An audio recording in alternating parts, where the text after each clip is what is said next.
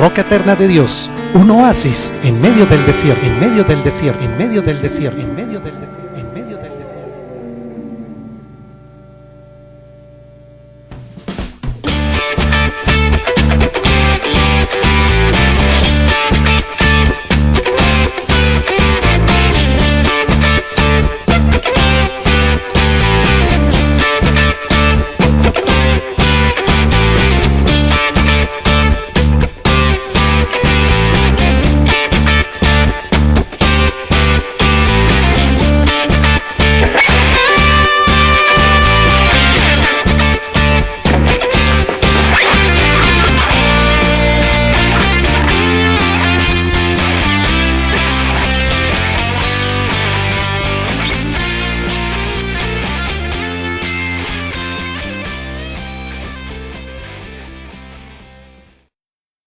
Yo quiero que en este momento usted piense en el milagro más grande que Dios ha hecho en su vida. Amén. Pero yo quiero hablar de algo muy material, más material.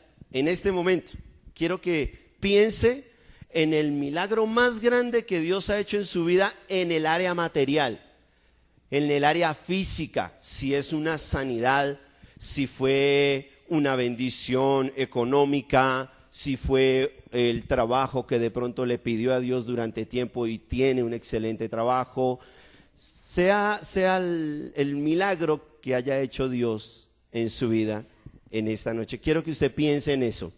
Levante la mano en esta noche. ¿Quién en este lugar ha recibido un milagro de parte de Dios? Amén, gloria a Dios. Bien, los que no lo han recibido, entonces hoy oramos para que lo reciban, aleluya. ¿Cuántos creen que Dios hace milagros? Amén. Y todos los que levantaron la mano, piensen en ese milagro, en el más grande que Dios hizo en su vida. No piense ahorita, no piense en la salvación. Este pasaje que hablamos y que leímos, repite una parte acerca de un milagro muy grande, ¿cierto? Gloria al Señor. La muerte no es un milagro, ¿no? La muerte, al contrario, fue consecuencia de que el ser humano pecara. Amén. La muerte no existía, todo anteriormente era infinito, o sea que podía tener un comienzo, pero no tenía un final, o era eterno. Quiere decir que no tuvo un comienzo y no tendrá jamás un final. ¿Qué era eterno o qué es eterno que está desde el comienzo y está ahora y estará por siempre? Dios. Amén. Dios es eterno. ¿Y qué había infinito antes de la creación? Antes de Adán y Eva. Podemos pensar, bueno, lo que pasa es que el universo no tiene fin. Entonces, me imagino que sí tuvo un comienzo. Entonces el universo pudo ser algo que estaba infinito. Los ángeles tuvieron una creación y existían con Dios, pero no van a tener una muerte. ¿Amén? Bien. Entonces la muerte no existía, no se conocía antes de la creación. Luego fue la creación, vino la vida, pero la muerte vino como consecuencia ¿de qué? ¿Qué dice Romanos capítulo 5, verso 12? Entonces dice, por tanto, como el pecado entró en el mundo, ¿cierto?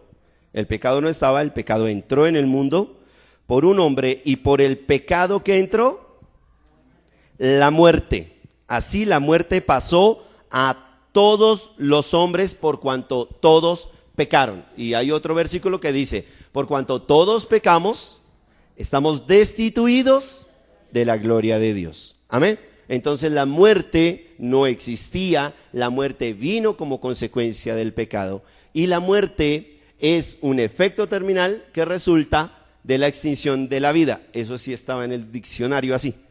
Es un efecto terminal que resulta de la extinción de la vida. Cuando la vida se acaba, llega la muerte. Así de sencillo. Se le acabó la vida y entra la muerte. Amén. La muerte no llega sin una razón. Y hay dos razones para que la muerte llegue a un ser humano. Amén. ¿Cuáles son? Según lo que hay ahí. Una muerte natural, que sería por una enfermedad, por vejez o un fenómeno natural. Si es un fenómeno natural, pues es una muerte natural. Amén. Y hay una muerte inducida que puede ser por suicidio, por homicidio, por un accidente o por alguna razón ajena a algo natural. Es algo inducido, algo que se realiza sobre la persona. Quiero que leamos Hechos capítulo 20, versos 7 al 12. Vamos a leerlo todos juntos.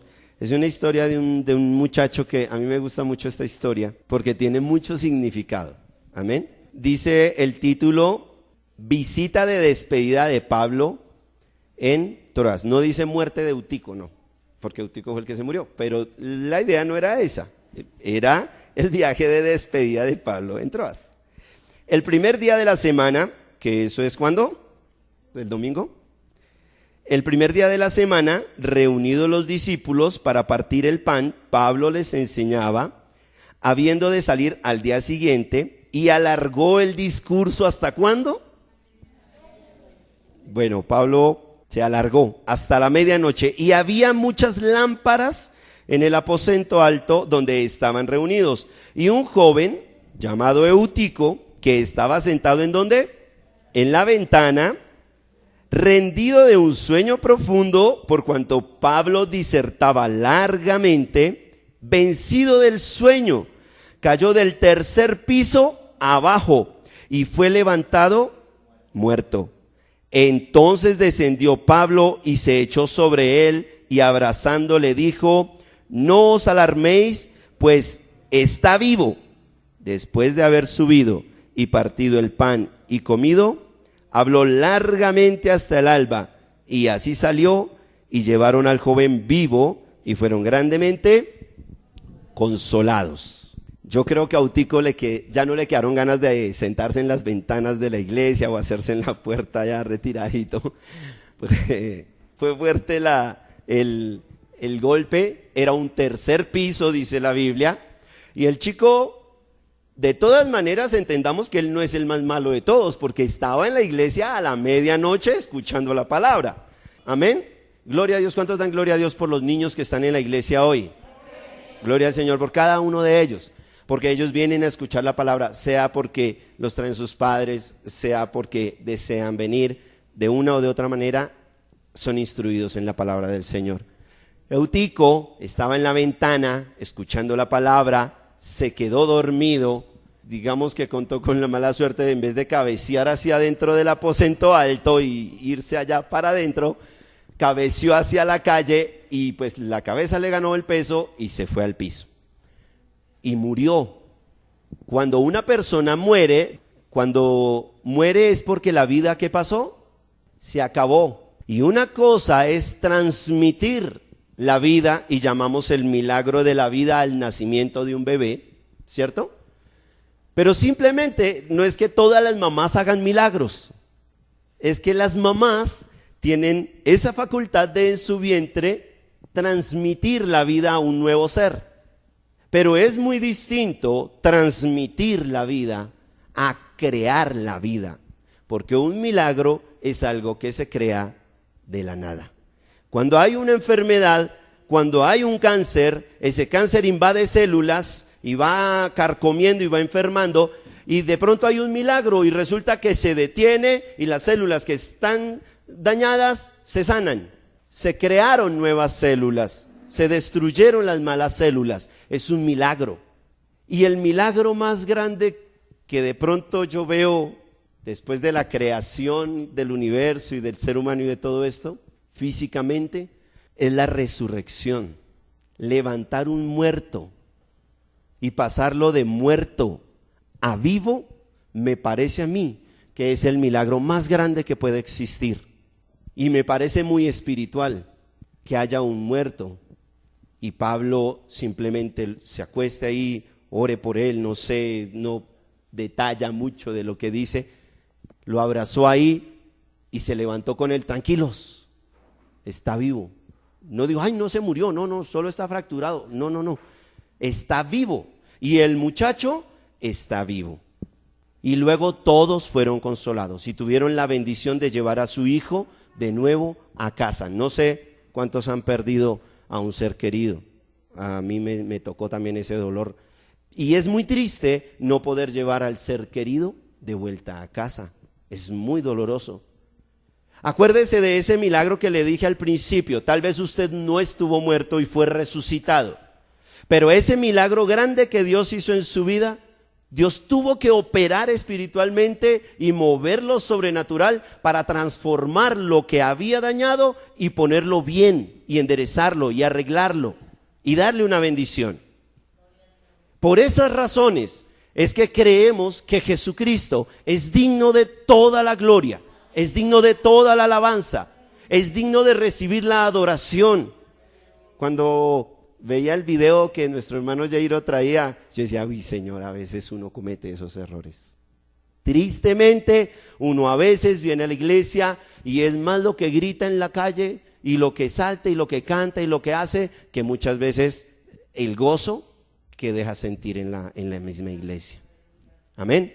Entonces, la muerte genera consecuencias terribles. Hay dolor, hay tristeza, hay angustia, hay soledad. Amén. Está la otra parte, ¿cierto? Porque para que haya una resurrección, debe haber vida. Y debe pasar, como decía el pasaje de San Juan capítulo 5, deben pasar de muerte a vida. Y Jesús estaba profetizando algo que iba a suceder cuando Él muriera. Leamos San Juan capítulo 5 de nuevo. Eso no era, ahí sí como le dijo Marta a Jesús cuando Lázaro se murió. No sé cuántos recuerdan ese pasaje que le dijo Jesús, tranquila, tu hermano vive. Él va a resucitar. Y le dijo la hermana de Lázaro, le dijo, sí, Señor, yo sé que Él va a resucitar en el día postrero, cuando tú juzgues, y pues Él fue bueno, Él te amaba, entonces Él va a resucitar para vida eterna. Y Él le dijo, no es esa clase de resurrección la que yo le voy a dar. Es una un poquito más visible, porque es simplemente más visible, no más grande. Amén. San Juan capítulo 5, verso el 24, volvemos a leer, de cierto os digo, el que oye mi palabra y cree al que me envió, tiene vida eterna, es que va a vivir toda la vida, ¿cierto? De ahí para adelante tuvo un comienzo, pero no va a tener un final. Y no vendrá a condenación, además de la vida eterna, no va a venir a condenación, mas ha pasado de muerte a vida. De cierto os digo, viene la hora, escuche esto, y ahora es cuando los muertos oirán la voz del Hijo de Dios, y los que lo oyeren vivirán. Y dice la palabra de Dios que cuando Jesucristo entregó su espíritu, el velo del templo se rasgó, la tierra tembló, y los muertos de los santos, los cuerpos de los santos que habían muerto, algunos, no todos, se levantaron de los muertos, del poder tan grande que estaba descendiendo a la tierra, de la gloria tan grande que estaba descendiendo. Yo pregunto, y no pregunto yo, lo pregunta Dios. Y si Dios nos entregó a Jesucristo, ¿cómo no nos dará con Él todas las cosas que le pidamos? Yo no sé qué le esté pidiendo usted en este momento a Dios. Yo no sé qué esté usted necesitando, pero yo creo que levantemos la mano, porque ellos también, los que necesitamos algo de Dios. Aleluya por esa necesidad. Y bienaventurados somos, porque bienaventurados los que tienen hambre y sed de justicia, porque ellos serán saciados. Bienaventurados los que necesiten algo de Dios, porque eso nos hace acercarnos a Dios, eso nos hace tender a acercarnos a Dios, y eso es excelente, ni siquiera bueno. Pasamos de muerte a vida. La vida, ¿quién es la vida? Dios. Dice la palabra, Jesús hablando en San Juan capítulo 6. Yo soy el camino, la verdad y la vida. Yo soy el camino, la verdad y la vida. Y realmente Jesús es la vida. Realmente Él es el verbo y es la vida. Ella fue transmitida a toda la generación a través de ¿quién? Del Espíritu Santo, porque dice la palabra de Dios que era el hombre una imagen, un muñeco de barro, y Dios sopló sobre él aliento de vida y fue el hombre un ser viviente. A través del Espíritu Santo se transmite esa vida. Dios la transmitió a través de él. Y la vida se debe cuidar y proteger. Y Pablo, esta es la misma cita, Hechos 27 al 12. Pablo, cuando Eutico murió y él se dio cuenta, Dios mío, me alargué, el chico se durmió, algo tengo que hacer. ¿Quién le dijo a Pablo? Pablo, ve y ora por Eutico que se murió para que resucite. Él sabía que Dios tenía el poder para bendecir a la familia de Eutico. Y simplemente dejó lo que estaba haciendo, fue, oró y una vez más Dios hizo una gran demostración del poder que hay en él. Amén. El milagro más grande es la resurrección. Amén. San Juan capítulo 5, 21. ¿Qué dice la palabra de Dios? Como el Padre levanta a los muertos y les da vida, así también el Hijo a los que quiere da vida. Amén. Debemos reconocer el milagro físico y material que hay en eso, porque es grande delante de Dios. De pronto hoy no necesitamos un milagro de que Dios resucite a alguien. De pronto hoy no necesitamos ese milagro en esta noche. Pero yo quiero que usted entienda que si Dios es capaz de levantar a un muerto y darle vida, puede hacer cualquier cosa. Puede hacer cualquier cosa que necesitemos, no importa qué. Nosotros vemos el problema grande y quisiéramos ser como Goliat, porque Goliat era grande y Goliat tenía fuerza y Goliat era el que iba a ganar y Goliat era el que aparentemente tenía la ventaja, estaba armado hasta los dientes, tenía atemorizado a todo el pueblo de Dios, los maldecía, les decía cuánta cosa se le ocurría en la cabeza, los retaba, les decía, saquen al mejor de sus paladines, traigan al más grande, traigan al mejor, a ver si puede conmigo, y les hacía tratos. Y si yo lo venzo, ustedes serán nuestros siervos. Y si él me vence, pues seremos sus siervos. Pero eso no va a pasar, yo lo voy a destruir. Y se tenía fe.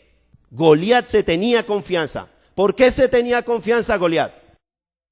Porque era grande, porque tenía fuerza, porque había destruido a muchos, porque sabía pelear, porque sabía empuñar un arma. Y el enemigo muchas veces se tiene confianza porque nos ha metido en la cabeza a nosotros que ese problema, que para Dios es así de chiquito, nos lo hace ver a nosotros como una montaña gigantesca y grande. Y es simplemente un engaño del diablo. Y desde el comienzo y desde el principio el diablo ha tratado de engañar a la humanidad. No, tranquilo, usted no va a morir, le dijo a Eva. ¿Recuerdan? Le dijo a Eva, Eva, ¿y quién le dijo que usted iba a morir? Eso es mentira. Usted no va a morir. Lo que pasa es que Dios es envidioso, no quiere que usted coma de ese fruto, porque cuando usted coma de ese fruto, entonces va a conocerle el bien y el mal y va a ser igual a Dios. Y Eva comió del fruto y no se murió físicamente. Pero su relación con Dios cortó automáticamente. Quiero que leamos, pero antes de leer ahí en Mateo, antes de que leamos, quiero terminar la idea de Goliat. A veces queremos ser como Goliat porque vemos que él es grande. Porque conocemos la historia de David y Goliat. Es que pensamos que no, yo quiero ser como David. Pero los que estaban al frente viendo la pelea y viendo a Goliat de un lado y viendo a David del otro, yo creo que la mayoría, si no todos, querían hacerse del lado de Goliat porque era más fuerte, aparentemente. Y cuando David coge la onda, coge su piedrita y se la lanza y lo derriba, entonces ¿detrás de quién se hicieron?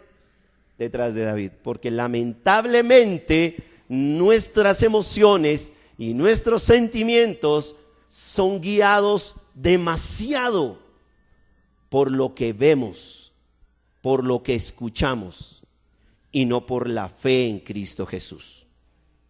Tristemente, lo que hacemos es más guiado por los sentidos que Dios nos dio que por el mismo Dios que nos quiere guiar. Hay que dejar los sentidos a un lado. A mí me enseñaron hace mucho tiempo: de lo que escuche, no crea nada. Ya ni me acuerdo quién, pero me pareció interesante. De lo que escuche, no crea nada. De lo que usted vea, crea la mitad, porque usted pudo llegar al final de todo lo que sucedió. Crea la mitad de lo que ve, porque usted realmente no sabe qué está pasando. Y cuando usted pueda enfrentar a la persona cara a cara y decirle: ¿qué pasa? ¿Pasó esto? Sí, no, listo, ahí ya tiene una verdad. Antes no. Pero nosotros escuchamos que está Goliat, después vemos a semejante gigante, ¿y qué hacemos? Correr, o llorar, o lamentarnos, o temblar, o asustarnos. Pero David no fue así. David dijo: no, Señor. Pablo dijo: no, este no se muere en una predicación mía. Y se fue y oró por Eutico y se levantó. Es la fe, es creer. ¿Qué dice Mateo 27, 50 al 54? Verdaderamente, ese es el Hijo de Dios. Tremendo. Resucitó más muertos el día que murió por nosotros que durante todo su ministerio. Porque muchos cuerpos de santos que habían muerto resucitaron y caminaron y vivieron. Y yo no entiendo ni me imagino cómo fue eso. De que en los sepulcros, dice la Biblia, en las tumbas, no sé cuántos días, cuántos meses, no sé cuánto tiempo hubiera podido pasar, no sé qué tan descompuesto hubiera podido estar el cuerpo de esa persona. Lo más que habíamos escuchado era 3 días que se había muerto Lázaro, pero estos dice que habían muerto, ya llevaban unos días, unos meses ahí. Para Dios no hay nada imposible. Repítalo conmigo: para Dios no hay nada imposible. Para el que cree, todo es posible. Aleluya, dele ese aplauso al Señor en esta noche. Bendito eres, Dios. Aleluya.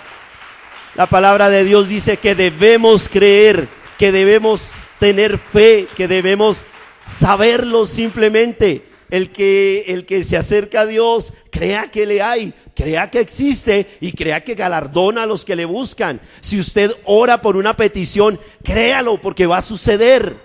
Créalo, porque el milagro está hecho. Las cosas se hacen no porque usted sea bueno, no porque usted sea perfecto, no porque usted no peque, no porque usted venga mucho a la iglesia, no porque usted ore bonito, no porque usted hable lindo. Las cosas se hacen por el poder de Dios que está en el cielo. Las cosas se hacen porque Jesucristo fue hasta la cruz del Calvario y luego se levantó con poder, y Él mismo dijo: mayores cosas haréis porque yo voy al Padre. El evangelio no consiste únicamente en palabras. El evangelio no consiste en pasarnos años y años hablando de lo bueno. Es años y años viviendo lo bueno de Dios. Ese es el evangelio que Dios quiere.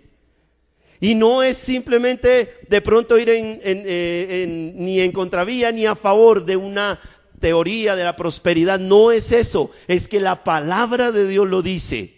Y si la palabra de Dios lo dice y yo creo esas cosas que la palabra de Dios dice, entonces se cumplen y se vuelven una realidad en mi vida. Es así de sencillo. Esa es la fe, creerlo. Y si Dios puede hacer esos milagros, una resurrección masiva hubo el día que Él se levantó de entre los muertos. Miren, y yo siempre lo he dicho, que Jesucristo, y no yo, eso ya sería como alardar mucho. La palabra de Dios lo dice. Jesús y Dios trabajan todo el tiempo y aún trabajan, y hasta el día de hoy siguen operando. El Espíritu de Dios no se cansa porque Él es la fuerza, Él es el poder. Él no tiene una fuerza ni tiene un poder. El Espíritu Santo de Dios es el poder de Dios.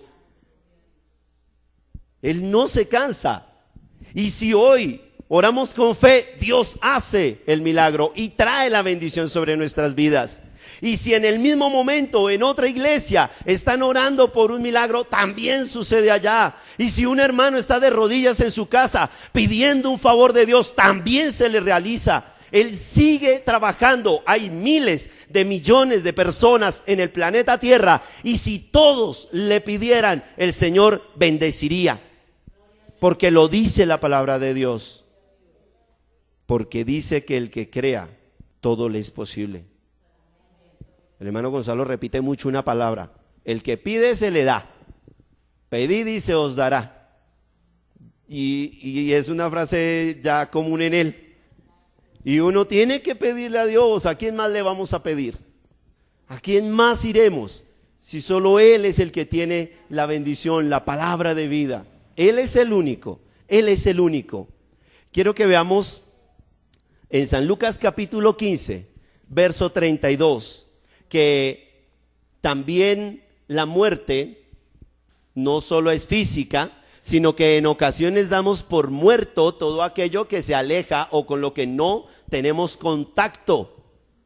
Usted habla de una persona, por ejemplo, que usted conoció en el bachillerato o en la primaria, los que ya tenemos nuestros años, y entonces decimos, ese era mono, y alguien al lado le dice, era, luego se murió, y uno, pues sí, quién sabe, ¿cierto? Porque para uno realmente pues no existe ahí al lado, por decirlo así, pues la persona puede estar muy viva en otro lado, pero para uno lo da como perdido, como muerto, como que ya no existe. Y el hijo pródigo es un ejemplo de ello. ¿Qué dice San Lucas 15:32? Tu hermano era muerto. ¿Y por qué el papá decía que el hijo estaba muerto si lo tiene al lado? Ya no debería ni decir eso. Tu hermano era muerto, y estaba hablando con el hijo mayor, ¿cierto? Y aquí hay una historia acerca de la muerte que me parece también un poquito trágico, y no es ni tan trágico para el hijo pródigo como para el hijo mayor, porque el padre del hijo pródigo está tratando de decirle al hermano de él que por qué le da envidia, o por qué se altera, o por qué le da mal genio que haga fiesta por un hijo que él lo daba por perdido, lo daba por muerto a su hijo. Y el hijo, cuando volvió, dijo, no, hágame como un siervo suyo, yo no soy digno de ser llamado su hijo. Y él le dijo, no, señor, usted para mí estaba muerto, pero ha resucitado, está de nuevo en este lugar y hay fiesta. Y cada vez que un pecador se arrepiente de su maldad, cambia su camino, hay fiesta en el cielo. Y si la resurrección física y material es un milagro asombroso, y es un milagro grande, y es un milagro que tal vez no tiene explicación, como todos los milagros no tienen explicación, pero es como el mayor. La salvación, que es tan común esa palabra entre nosotros, realmente viene a ser el milagro más grande que existe y que Dios puede hacer. Es el milagro más grande porque es transformar la voluntad de una persona, es cambiar no una célula, sino el alma de una persona. Una célula se inyecta y algo le pasa, pero el alma a veces es de piedra, como dice la Biblia. Pero también dice la Biblia que aunque sus corazones sean de piedra, Él los va a ablandar, Él los va a convertir en corazones sensibles. Y este hijo pródigo era muerto, y ahora ha revivido.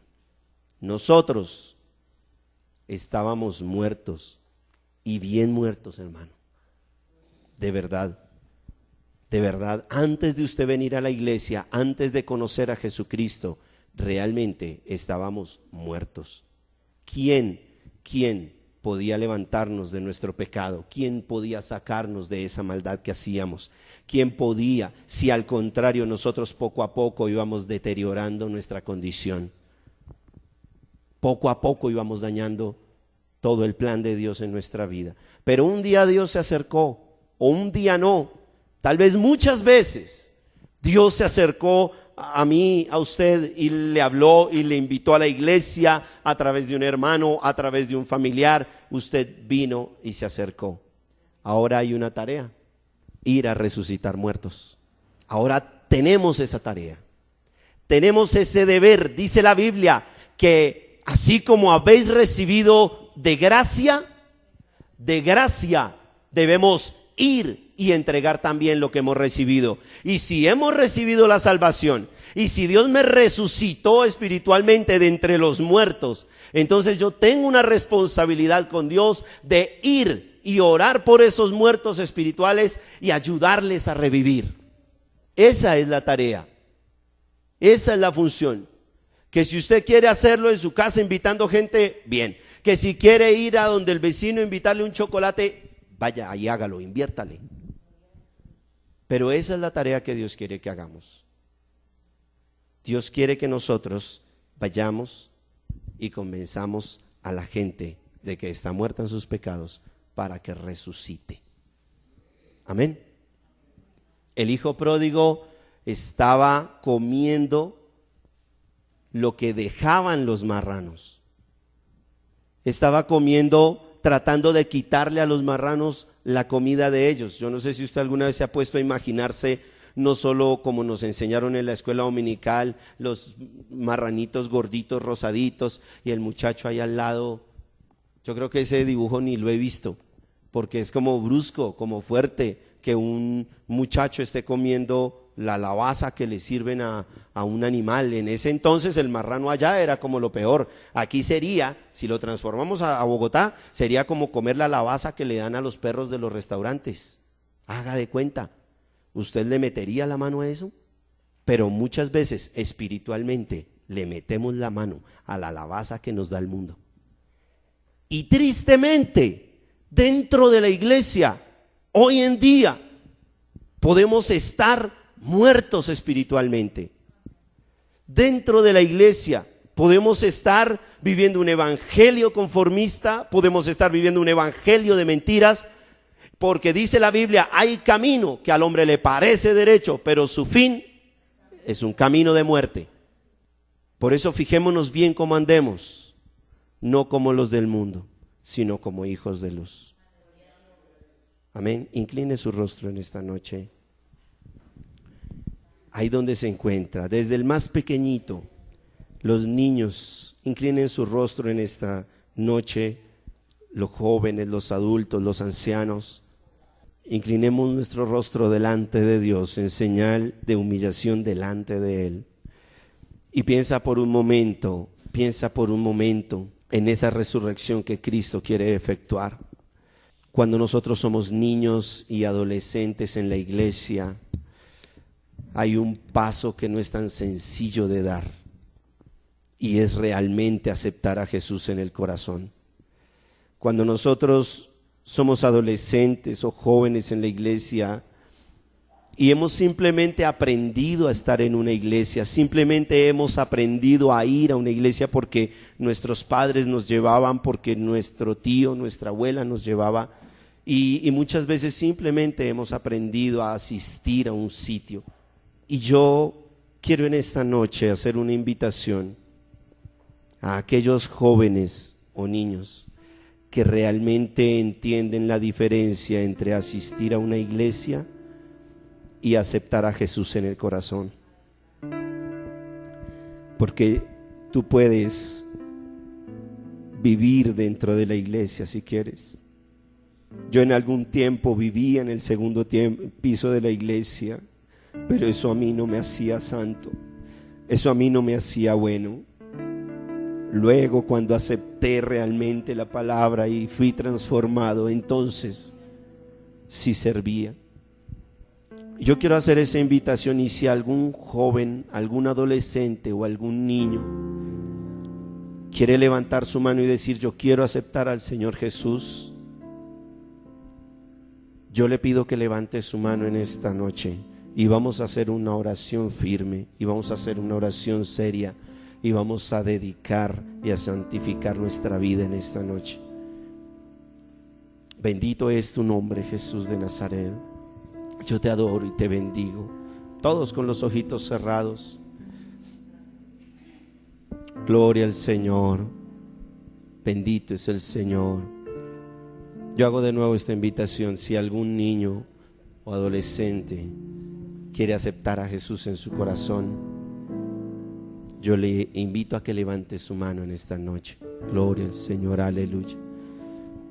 Te adoramos, Jesús, te bendecimos, Señor. Bendito es tu nombre, Dios. Gloria a Dios, aleluya. Y vamos a pedirle a Dios que nos bendiga. Yo quiero que usted haga esta oración con fe. Yo quiero que usted haga esta oración creyendo que así como usted recibió la vida, así usted debe ir y transmitirla. Usted no va a crear el evangelio, ni va a crear al Espíritu, ni va a crear nada. Lo único que usted va a hacer es ir a transmitir la vida que Dios le dio a usted. Señor, en el nombre de Jesús en esta noche, santo es tu nombre, mi Dios.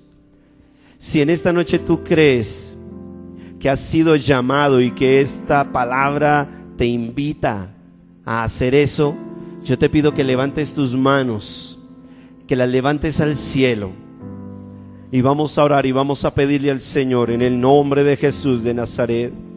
En el nombre de Jesús de Nazaret. Ahí con tus manos levantadas al cielo, quiero contarte una historia pequeña que está en ese mismo Evangelio de San Juan y en el mismo capítulo 5, pero antes dice un título: el paralítico de Betsaida, y dice la Biblia que había un estanque en Betsaida y que de tanto en tanto un ángel venía y movía las aguas. Cierra tus ojos, imagínate eso. Un ángel descendía y hacía el milagro de mover las aguas. Y cuando los enfermos que estaban alrededor del estanque veían el movimiento del agua, dice la Biblia que ellos corrían a meterse al agua, porque el primero que tocara el agua era sanado automáticamente. Y era una bendición que había en ese pueblo. Una bendición muy grande saber que se puede, pero también había muchísima gente que se agolpaba esperando el movimiento del agua, esperando que esa agua se agitara. Y había un paralítico que llevaba 38 años con su dolor, con su parálisis, con su problema. Es toda una vida. Y Jesús le dijo: ¿quieres ser sano? Y el paralítico dijo: pero nadie me mete. Todos los que vienen aquí tienen problemas. Todos los que vienen aquí necesitan un milagro. Todos aquí vienen por algo personal y a mí nadie me ayuda. Y ese paralítico es ese hombre, esa mujer que está allá afuera, ese joven que es tu amigo, que es tu amiga, que necesita esa palabra de Dios, que la necesita en el alma. Pero tú piensas solo en ti y en tus necesidades. Y no inviertes tiempo, no inviertes oración, no inviertes un día de ayuno, no inviertes nada en ese paralítico que está al lado tuyo. Y el Señor le dijo: si quieres ser sano, eres sano. Toma tu camilla, levántate y anda. Y dice la palabra de Dios que el paralítico no tuvo que meterse ni siquiera al agua. Dios mismo lo llamó. Y aquí muchos hay también que simplemente han sido llamados por Dios. Pero qué bueno que hubiéramos más predicando ese evangelio en la calle. Tristemente el paralítico después no hizo las cosas bien y Dios tuvo que reconvenirlo. Pero es tu deber ir a predicar el evangelio. Señor Jesús, en esta noche, mi Dios, mira cada mano que se levanta, Señor Jesús. Padre Celestial, deseamos hacer esa obra. Así las piedras puedan hablar. Quiero ser yo quien lo haga, Jesús. Así los ángeles puedan ir y tocar a alguien. Así el Espíritu Santo pueda ir y hacer la obra personalmente, Señor. Queremos ser nosotros quien abramos nuestra boca para llevar y para transmitir la vida. Tú nos has resucitado, Jesús. Tú nos has dado la vida, Señor. Y en cambio a ese milagro que hiciste en nosotros de la salvación, porque muy seguramente tú buscas de Dios y tienes tu salvación. Pero Señor, en cambio, nosotros queremos esforzarnos más. Coloca, Señor, en cada uno de los que levanta la mano en esta noche, el querer como el hacer, por tu buena voluntad, Señor mi Dios. Coloca en cada uno de los que levantan su mano en esta noche estrategias especiales, Dios mío, para ir y arrebatar las almas del enemigo, Señor. Coloca en cada uno de los que levantan su mano en esta noche, Señor Dios mío, las herramientas, los dones, los talentos, Señor Dios mío, para que podamos ir y orar, Señor Dios mío, y que el milagro se haga, y que si no creen a la palabra, crean por los mismos hechos que son realizados en tu nombre, Jesús.